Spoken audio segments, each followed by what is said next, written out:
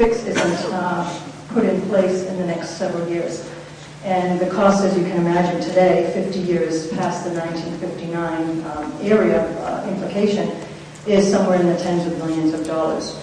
Similarly, some of the erosion in Chatham has affected the environment, has created new islands, and has created new causeways to be created where there were previous islands that are now connected to the mainland area. And this has been at the loss of several homes. Of course, a lot of the environment has been impacted because of the local storms that we've had there as well.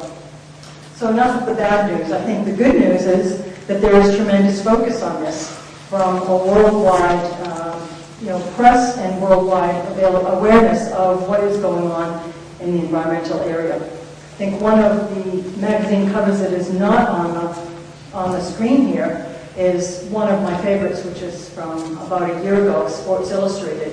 So I don't know how many of you read Sports Illustrated, but they had a cover story on the actual stadiums that would be underwater if the global climate change actually happens. So I don't know how many of you are from the Boston area. Any Red Sox fans in here? Any fans up there?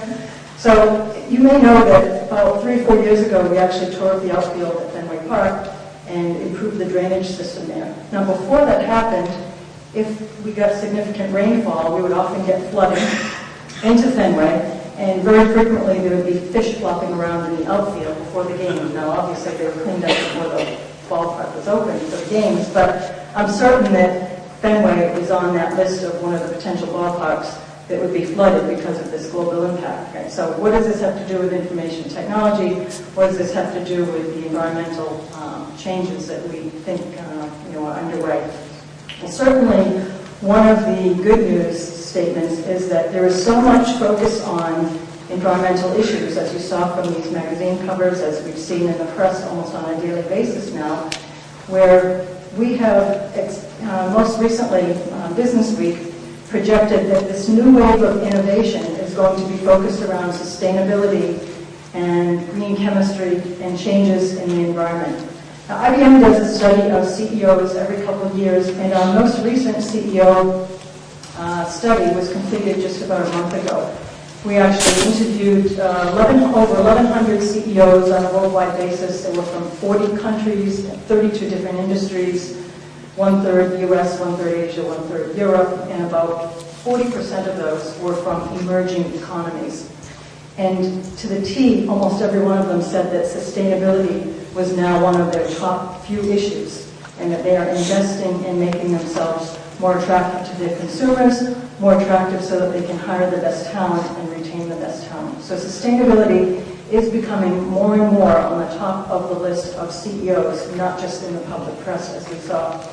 And we believe that this is going to drive a whole new wave of innovation. And certainly those of you who are in the clean tech space see that this is already happening. The investments that we've heard about from the VC industry, and if you who follow the VC industry know the tremendous investment that's been happening there in the last 3 or 4 years.